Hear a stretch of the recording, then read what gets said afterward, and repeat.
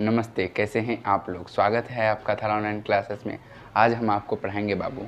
आज हम पढ़ाएंगे परिवहन चैप्टर का पार्ट 14। तो ये आज हम जो है कि बाबू यहाँ कुछ ऑब्जेक्टिव भी लिखे हैं और यहाँ लिखे हैं रक्त वाहिनियाँ क्या हैं।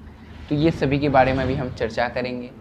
तो यहाँ हम पहले बताते हैं कि हृदय के बारे में तो हम पढ़ लिए थे, हृदय के बारे में। अब जब हृदय के बारे में हम पढ़ लिए बाबू, तो उससे ऑब्जेक्टिव जो कुछ निकला था हम वो नहीं पढ़े थे, कुछ मेन ऑब्जेक्टिव।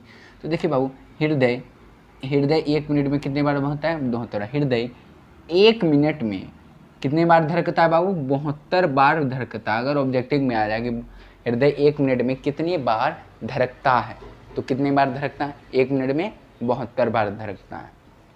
और देखिए बाबू, और दूसरा क्या है? हृदय रक्त भरना तथा निकलना। क्या बाबू? हृदय रक्त भरना और निकलना हृदय चक्र कहलाता है। क्या कहलाता है? हृदय चक्र कहलाता है। अच्छा बाबू, आप जो दिल समझते हैं, क्या दिल इस तरह होता है या दिल इस तरह होता है? ना ही दिल इस तरह होता है। दिल जो है कि बाबू वो इस तरह होता है। हृदय को ही हम दिल कहते हैं बाबू, समझे कि नहीं? हाँ, आप लोग बहुत अफवाह फैला दिए थे। दिल को मतलब कि पूरा शरीर का पोजीशन चेंज कर दिए। तो देखिए बाबू, यहाँ पे हृदय का ध्वनि कैसा होता है? हृदय का ध्वनि कैसा होता है?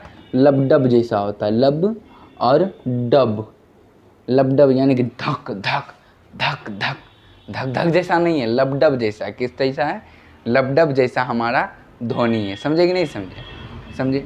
अब देखिए बाबू, अब देखिए कि ये रक्त वाहिनियाँ क्या है। ये रक्त वाहिनियाँ क्या है? ये आखिर क्या है? ये हमारे शरीर में क्या काम करती हैं? ये सभी चीज़ें हम जानेंगे। तो देखिए बाबू, रक्त वाहिनियाँ वे नलिकाएं, यानी कि वे नलिकाएं जिनके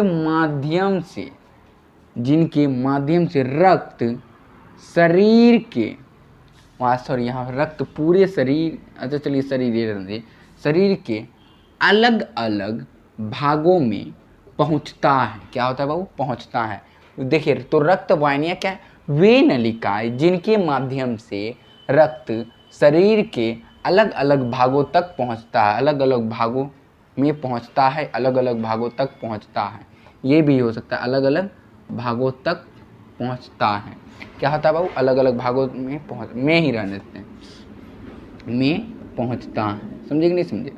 अगर आपसे क्वेश्चन भी आ जाएगा कि रक्त वाहिनियाँ है क्या, तो वे नलिकाएं जिनके माध्यम से क्या चीज़ से? माध्यम से क्या है बाबू? रक्त शरीर के अलग अलग भागों में पहुंचता है। हो गया। अब देखिए, इन्हें कितने भागों में बांटा गया है, ये चीज़ भी हम जानेंगे कि इन्हें आखिर कितने भागों में बांटा गया है। ठीक बाबू? तो देखिए बाबू, इन्हें यानी कि रक्त वाहिनियाँ रक्त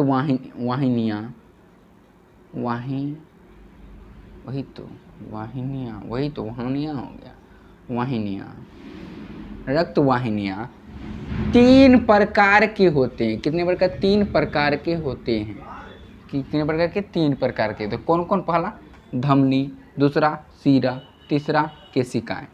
ये से धमनियाँ भी बोल सकते हैं या इसे शिराएँ भी बोल सकते हैं। कोशिकाएं को केशिकाएं ही कहते हैं, केशिकाएं को। ठीक। तो अब देखिए बाबू, रक्त वाहिनियाँ 3 प्रकार के होते हैं। कौन कौन से? एक होते हैं धमनी, शिरा, केशिकाएं। क्या चीज? धमनी, शिरा, केशिकाएं, जो हमारे शरीर में काम करता है। अब रक्त वाहिनियाँ क्या कार्य करता है? वे नलिकाएं जिनके माध्यम से रक्त अलग अलग भागों में पहुंचता है। अलग अलग भागों में क्या करता है बाबू? पहुंचता है। तो वो क्या कहलाता है? रक्त वाहिनियाँ। यानी वे नलिका, जो नलिका के माध्यम से बाबू जाता है, मान लीजिए ये नलिका के माध्यम से जाता है, तो यही क्या कहला? रक्त वाहिनियाँ कहलाएगा। समझे कि नहीं समझे? आई होप कि आप लोग को समझ में आया होगा। अगर आप लोग उतारना चाहते हैं तो उतार सकते हैं, कोई प्रॉब्लम नहीं है। उतार लिए बाबू? उतार लिए।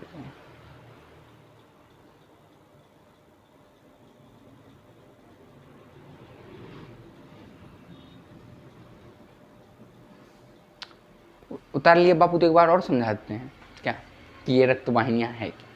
तो देखिए बाबू यहाँ लिखा है रक्त वाहिनियाँ, वे नलिकाएं, मान लीजिए कि ये अगर ये इसको ये नलिकाएं, मान लीजिए ये नलिकाएं हैं, ये नलिकाएं हैं एक तरफ से, और इसमें जब रक्त जाता है बाबू तो इसे क्या कहते हैं, रक्त वाहिनियाँ कहते हैं। समझे कि आप समझे? तो वे रक्त वाहिनियाँ कहता है। इसे 3 भागों में रखा, धमनी, सीरा, केशिका। समझे कि नहीं समझे? तो मिलते हैं अगली वीडियो में, लेते हैं विदा, मिलते हैं अगली वीडियो में, क्या लेते हैं विदा, धन्यवाद।